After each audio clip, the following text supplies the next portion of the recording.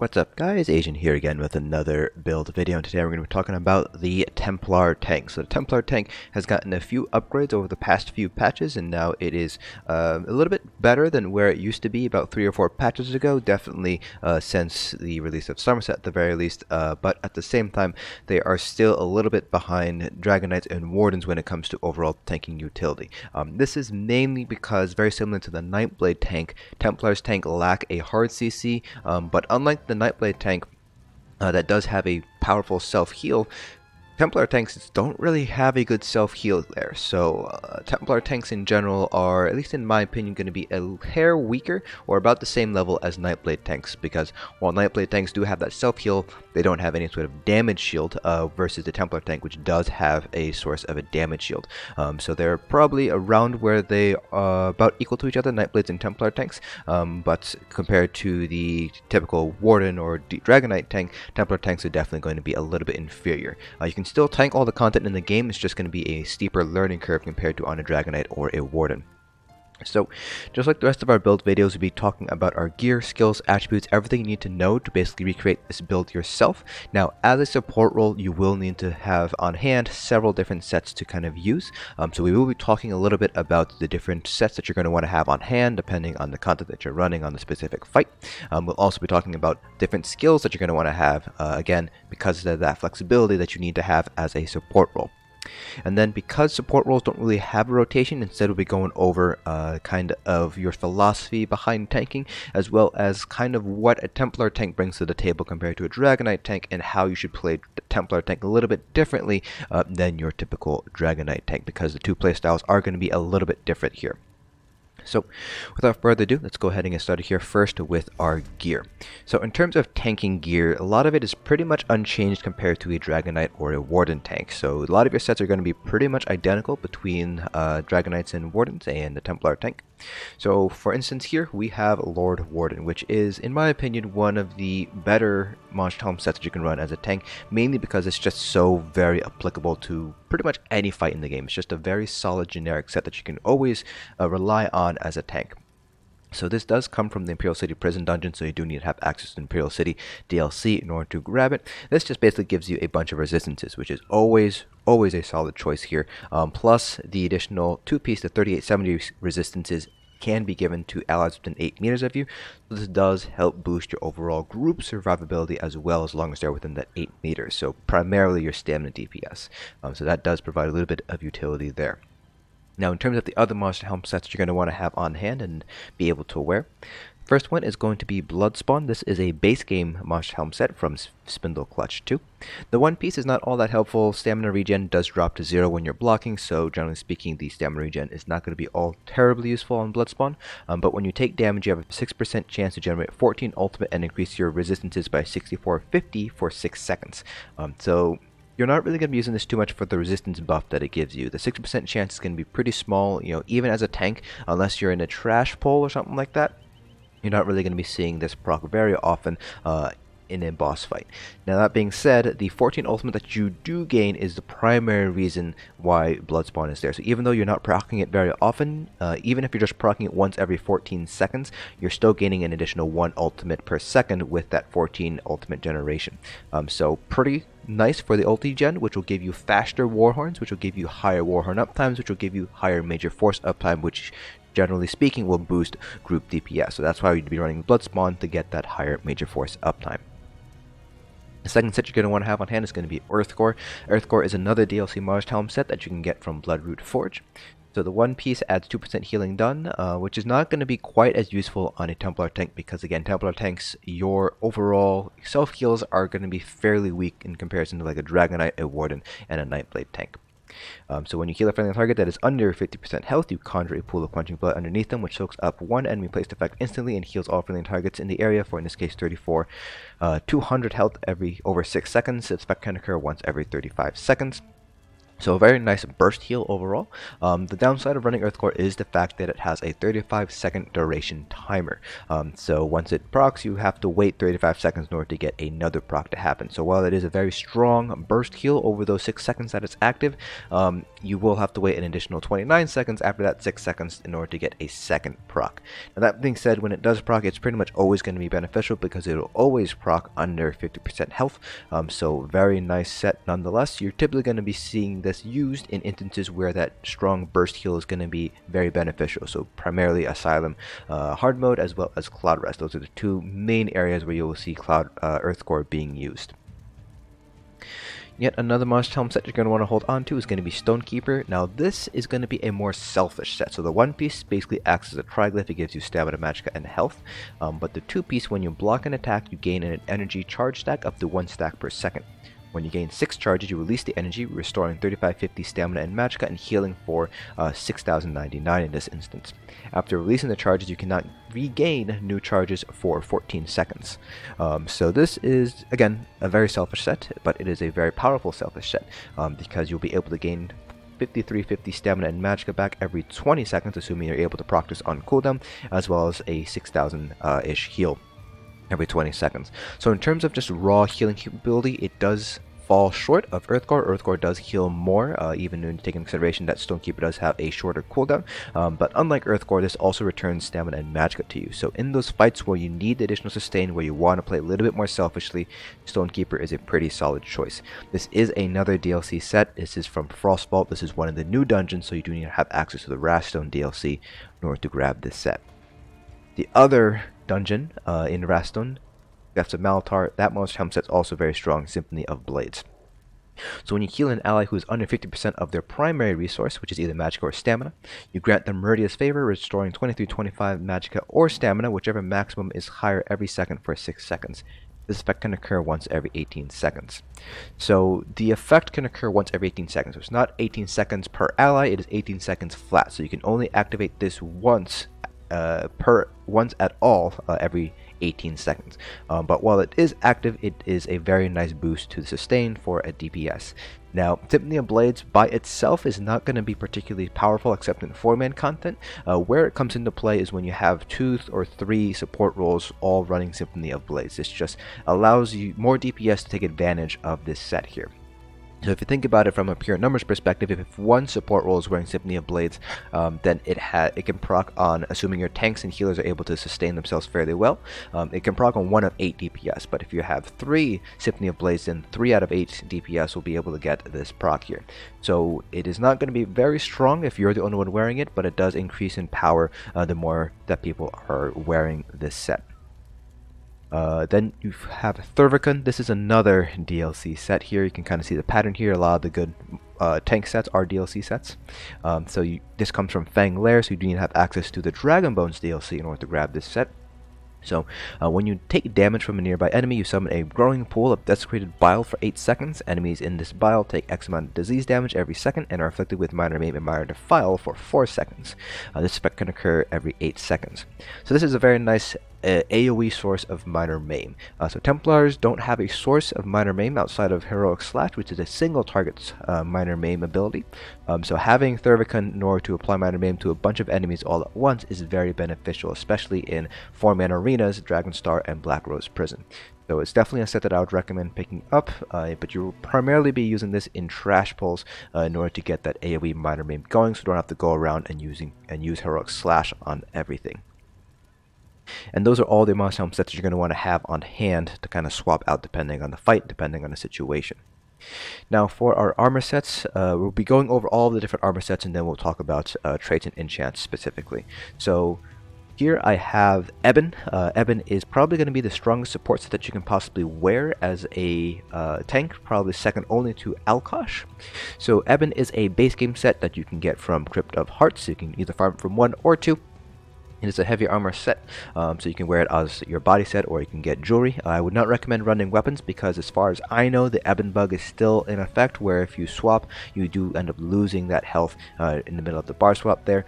So I would not recommend running Ebon weapons at all. Just stick with body and jewelry if you can get them. So the additional max health just allows your DPS to spec a little bit more into DPS. Don't have to worry so much about putting on a health enchant or putting some attribute points into health there in order to kind of get to a appropriate level to avoid any sort of one shots or anything like that. So it's a very strong set that basically allows your DPS to spec fully into their role there. The second set is going to be Alkosh. Like I mentioned earlier, Alkosh is a very powerful support set. It is a medium armor set that is dropped from Mav or Kaz who do need to have access to the Thieves Guild DLC in order to grab this set.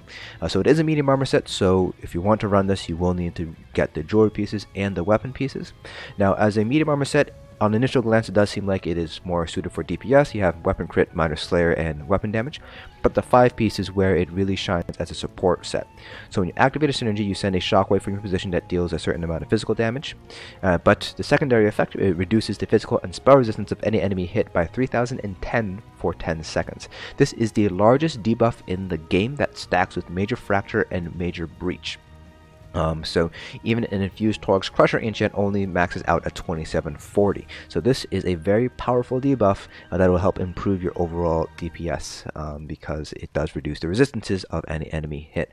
And it does reduce both physical and spell resistance, so it is beneficial to both stamina and magicka DPS.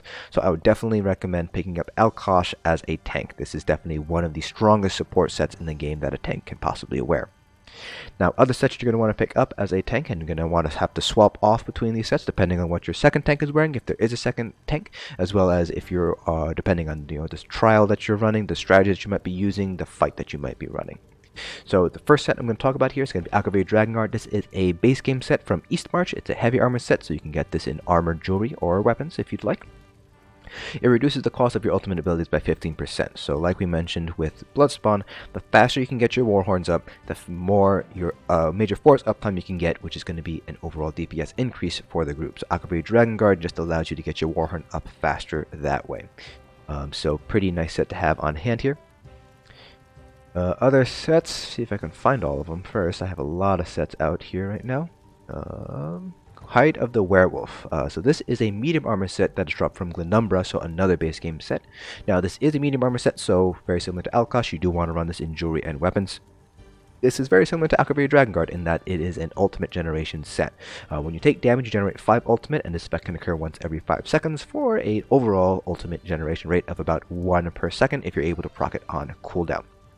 So again, very similar to Akaviri Dragonguard, faster Warhorn uptimes, higher Major Force uptime, more DPS out from your group there. So very nice set to have on hand. Let's see, Jealous Tenacity is another set that you're going to want to keep on hand, but unlike Akaviri Dragonguard and Hide the Werewolf, which are pretty much applicable to pretty much any fight in the game, Jealous Tenacity does have more limited use because of that proc condition on the 5-piece. So when you lose 7,000 or more health from a single attack, you gain Major Vitality for 5 seconds, increasing your healing received by 30%. This is a heavy armor set that you can get from Moonhunter Keep, so you do need to have access to the Wolf Hunter DLC in order to use this set. So again, that proc condition, losing 7,000 or more health in a single attack, that is what really draws Jealous Tenacity down a little bit. Now, there are going to be some fights where hitting this proc condition is going to be fairly easy, or at the very least, it's going to be more consistent. So, for example, Asylum as the main tank, because you're getting hit by Ohms, and Cloud Rest is another example of where you might lose 7,000 or more health from a single attack fairly often. So you might see Jailers being used on tanks in Cloud Rest and Asylum, but you won't really see this being used elsewhere just because of that insane proc condition. It's 7,000 health in a single hit, which as a tank you already have close to max resistances along with all of your other damage mitigations, so it is less common in some of the older trials and the full trials than the newer trials to kind of get Jealous Tenacity to proc consistently. Moving on along here. Just trying to find all the sets here. Plague Doctor is another set, so this is a heavy armor set that can be found in Deshaan, so you can either buy this off Guild Traders, you can purchase this, or you can farm it yourself. The 2, 3, 4 piece is pretty much identical to Ebon Armory, but the 5 piece, instead of giving health to the group, just gives all the health to you. So when it's completely golded out, you get 4,000 max health. So you will find that Plague Doctor actually has very good synergy with the Templar tank with their skill Blazing Shield, which scales off of your max health. So it's a little bit less useful overall on DKs, but on a Templar, this does give you some even more additional survivability on top of the 4k max health, because it does end up boosting the overall strength of your Blazing Shield. So definitely a very selfish set. So if you want to go for group utility, Plague Doctor is not the set that you want to run necessarily, but if you're in a progression group and you already have Ebon in group, then you can run Plague Doctor instead for the additional health there. And I believe that is it for all the sets that you might potentially run as a tank. Now going over our attributes, or not attributes, our enchants and traits for our armor, jewelry, and weapons. So there's really kind of two camps when it comes to armor traits for tanks. So I fall into the sturdy on your small pieces and infused on your large pieces. That's one camp, and the second camp is going to be just go with all sturdy pieces. Neither camp is wrong, but at the same time, neither camp is right either. It's really up to personal preference. So if you feel like you have enough sustain, you feel like your block cost is perfectly fine, you're able to sustain without using all sturdy, then by all means you can go infused on your large pieces. If you want a little bit more stamina sustain from all your block cost, reducing block cost even further, then you can go with all sturdy instead. Generally speaking, there is a quasi-consensus on enchants. You definitely want to have prismatics on your large pieces at the very least. I like health enchants on my small pieces, but there are some people who prefer prismatic enchants on their small pieces instead. So with prismatics, you'd be giving up a little bit of health, but you'd gain a little bit of magicka and stamina in return. So that is the trade-off that you're making if you go with prismatics versus health on your small pieces. Now for our jewelry, for enchants, you have really I see 3 enchants being primarily used, and then there's a 4th, less common enchant that is also used. So the one that you're going to see most often used is going to be the Shield Plate enchant. This reduces the cost of block, which just helps out your stamina sustain.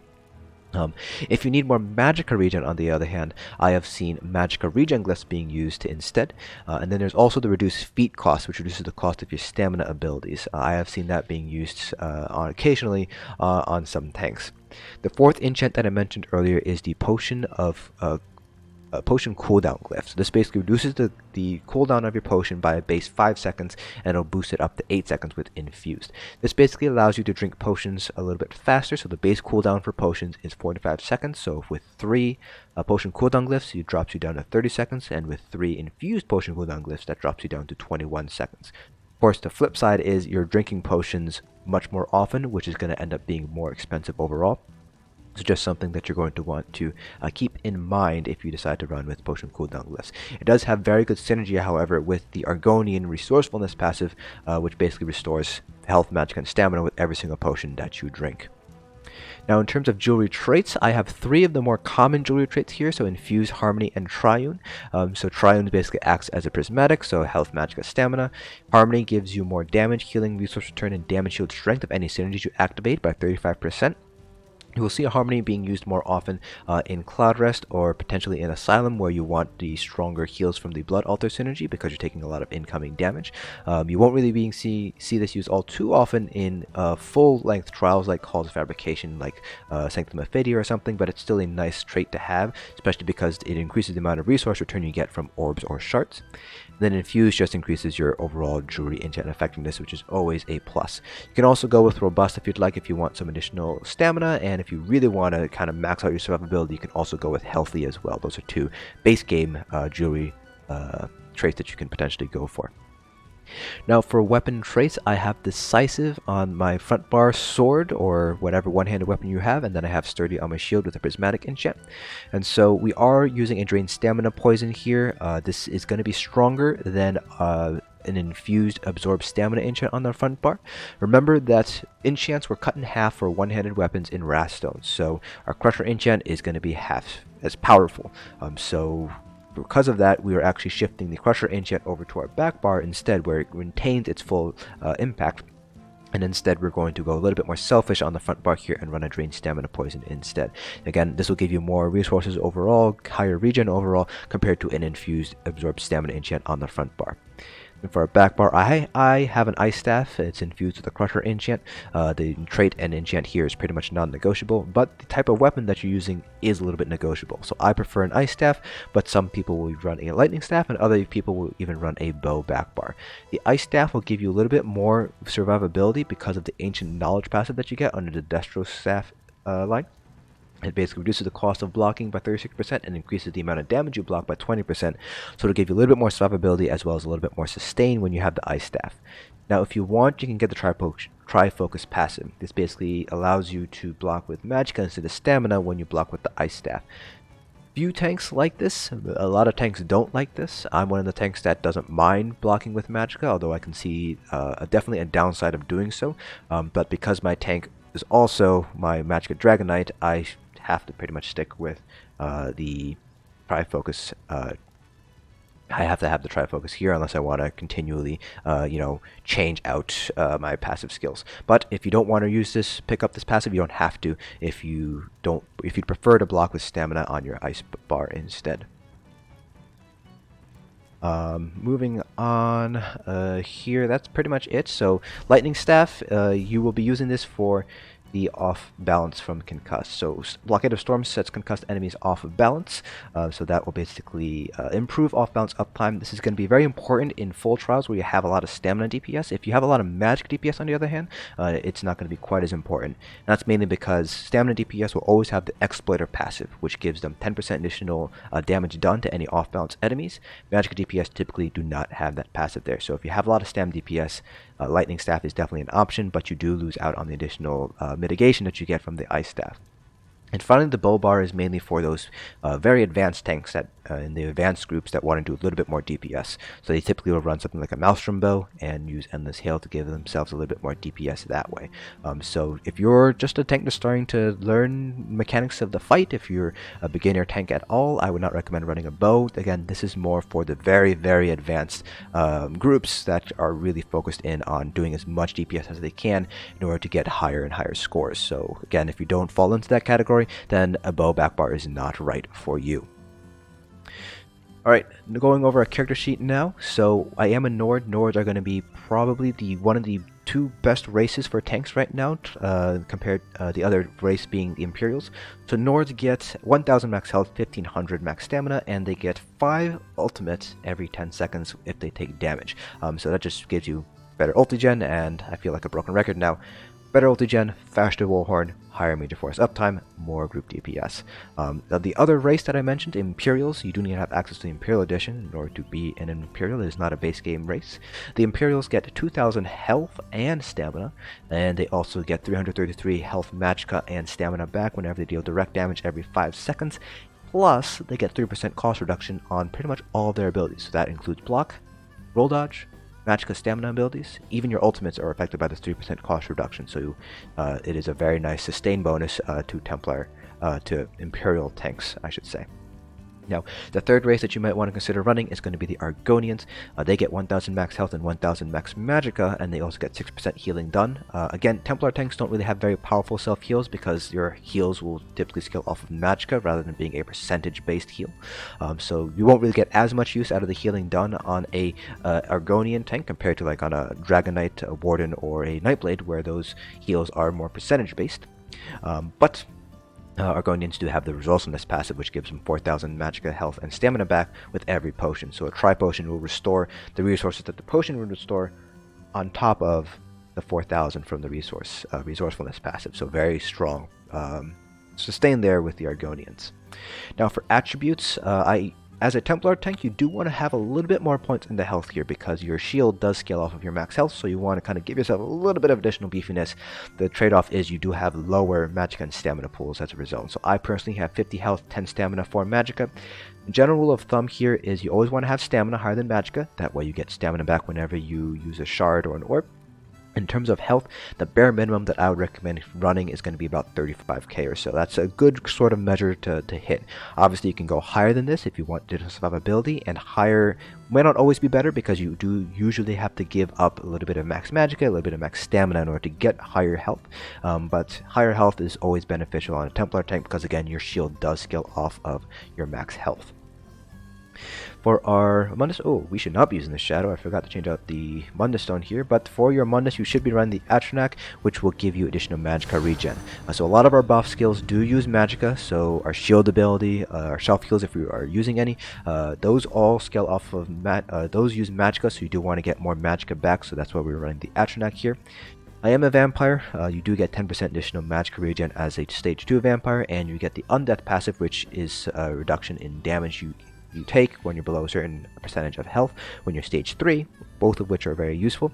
You do end up taking more flame damage, but you're a tank. You have, especially if you're Nord, you have maxed out your spell resistance, so that's not really that big of a deal there. And for our food, we are running with tri-stat foods. This is purple food, which gives us max health, magicka, and stamina just for increased resource pools there. Now going over our skills, starting off with our sword and board bar. We have Pierce Armor, Heroic Slash, Power of the Light, this is going to be a flex spot, Deep Thoughts, Blazing Shield, and Solar Prison. There are a few ultimates that you can run instead of Solar Prison, and I'll go over them in a little bit. And then for our back bar, we have Inner Rage, Extended Ritual. This is a little bit of a flex spot. I personally do not consider it a flex spot, but you can swap this out if you so desire. Repentance, this is sort of a flex. This is going to be conditional on the fight specifically, and I'll talk about this in a little bit. Restoring Focus and Blockade of Frost. And then we have our ultimate, which is Aggressive Warhorn, the strongest support ultimate in the game because of that major force. So you do have a couple of flex options here. So Power of the Light, if you do not have a Templar in group, or you don't have a Warden or a Templar healer that's also running Power of the Light, you don't need to run this.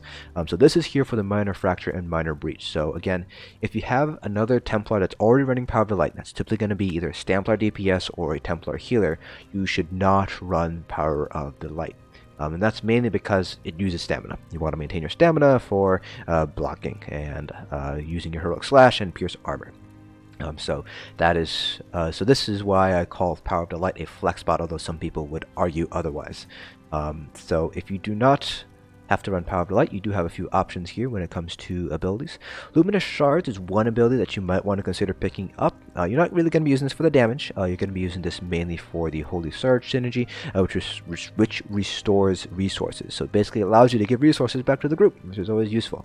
However, healers should be the one who's doing that, so I personally would not run Luminous Shards on a Templar tank, but if you want to be a little bit helpful, then of course you can also run Luminous Shards.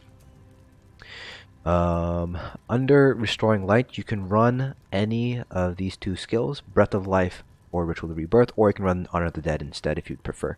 These are going to be your self-heals. Hasty Prayer / Ritual of Rebirth is going to be a consistent self-heal because it'll always heal you, but it does cost more magicka. Breath of Life or Honor of the Dead may not always heal you, so just something to keep in mind, but it is a cheaper heal overall.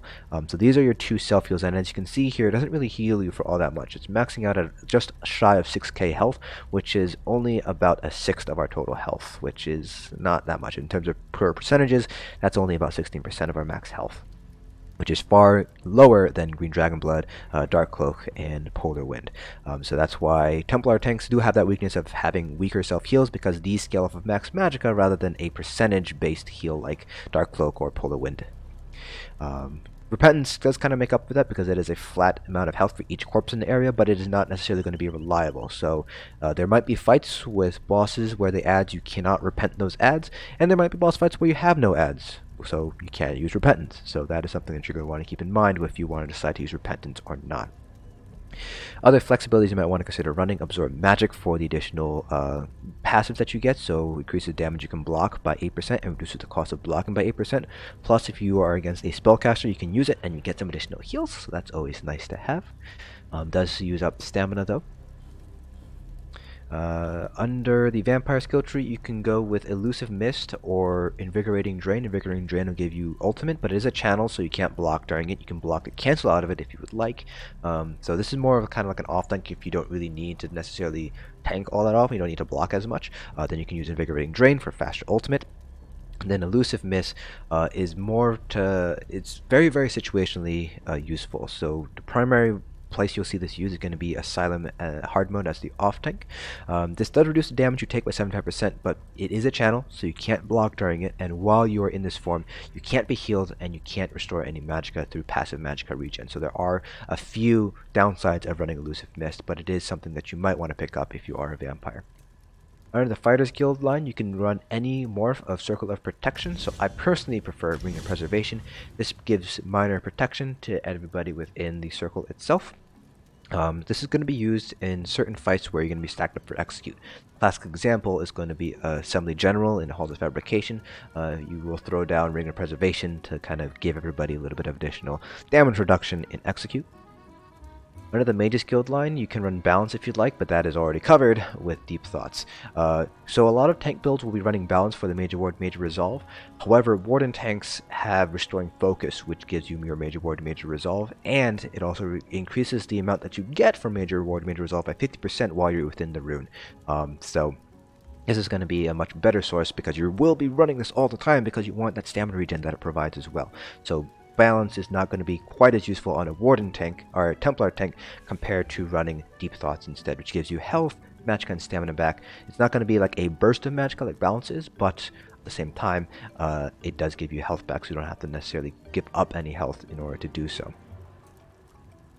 Under the Psijic Order skill line, you definitely want to pick up Time Freeze. This is pretty much the only hard CC that you have as a Templar tank. It is going to be very expensive to run here. You can see here it's almost 6,000 magicka, but it is, again, the only hard CC that a Templar has in its repertoire, so you do want to pick this up if you have access to the Psijic Order skill line. And then another one that you might want to consider picking up as a replacement for Solar Prison is going to be Temporal Guard for the passive minor protection that you get while it is slotted. Under the Undaunted skill line, if your healers are not running Overflowing Altar, then you can run either Overflowing or Sanguine Altar for the minor life steal that it applies. Just a little bit of additional passive healing there. Plus you also get the Blood Feast synergy, which heals for a pretty nice amount. It's a percentage based heal, so always nice to have. Then Bone Surge, you're not really going to be using this all too often. This is another shield, but it uses stamina, so it's a little bit less preferable than Blazing Shield because you want to keep your stamina for blocking, obviously. But you're mainly going to be using this for the synergy, which provides Major Vitality. You will only be seeing this used in Cloud Rest, and even then, not even on a tank. You might be seeing this on a healer rather than a tank instead because, again, of that stamina cost that is associated with Bone Surge. Orbs, very similar to shards, just gives you more resources, gives you more utility to the group. It allows you to give resources back to the group as well as additional heal. The heal is actually not terrible. It's equivalent to about 1,000 heal every second, but at the same time, healers are going to be more responsible for kind of giving resources back to the group that way. If you need another self-heal, you can run Resolve Vigor or Echoing Vigor. It heals about the same amount as your class heals, but they use a stamina instead, so not overall all terribly that useful. Now, Efficient Purge. If you need to purge other people, then you should be running Efficient Purge. If you just need a purge for yourself, then you can run Extended Ritual instead. The cost of Extended Ritual is going to be a little bit cheaper than Efficient Purge. So Efficient Purge, you can see here, is 4,800 magicka versus Extended Ritual, which is 4,000 magicka, so a little bit cheaper. Plus, Extended Ritual has a Purify synergy, which allows people to heal themselves as well as clean any sort of effects off them. Plus, it also is a very small heal over time as well. 629 health every 2 seconds. Every little bit of healing helps. So those are basically kind of your black spots there. One other ability here I forgot to mention is Reviving Barrier as a front bar ultimate for the additional magicka regen you get from the Magicka 8 passive here. Now, going over our champion points, the CP cap has not changed between Murkmire and Wrathstone. So the CP cap is still 810, which gives us 270 points to put across each of our 3 different constellation colors. So starting off first with our green CPs. We have 64 in Arcanist and 49 to Tenacity, 61 to Shadow Ward, 40 into Tumbling, and 48 into Warlord. You definitely want to keep Shadow Ward up to at least 61 for the additional block cost reduction. That's up to you if you want to push it even higher and take some points out of Tumbling and Warlord in order to do so. Arcanist, you can also put a few points out if you'd like, because we are running Deep Thoughts for additional magicka regen. Tenacity, you can bump a little bit up in return if you want to bump Arcanist down at all, because these two do share identical jump points there. Now for our blue CPs, the most important nodes to get down are going to be Blessed and Elfborn. So I have 75 Blessed and 81 Elfborn. You can push these up to 100 if you'd like to get that very last 1 percentage point. But again, I mentioned this a few times at this point. Templars don't really have very powerful self heals, and the ones that you do have, you know, they're not great. They do use magicka, so if you do decide to use a self-heal, then you're going to want to use Elfborn to increase the crit heals that you get from that. And again, you can post use up to 100 for that last 1 percentage point. The remaining nodes are really DPS focused, so you can really just dump them wherever you'd like. So like I have 20 Mastered Arms, 31 Precise Strikes, 26 Piercing, and 37 into Mighty. So you can really just dump them really wherever you'd like, because they're not really all that important. The important nodes are, again, Elfborn and Blessed. Finally, for our red CPs, so this is going to be a very balanced approach to CP, so this will give you pretty decent mitigation across all pieces of content, but not necessarily the best mitigation. Now this is also different from our other tanks because we are making very good use of Blazing Shield here, and I'll go over that when we talk about the differences between a Templar and a DK tank, but we do want to invest a few points into Bastion here in order to get stronger shields out of Blazing Shield. So that's why we have a little bit of a distribution here. So I have 72 Ironclad, 2 into Spell Shield, 44 Thick Skin, 56 into Hardy Elemental Defender, and 40 into Bastion.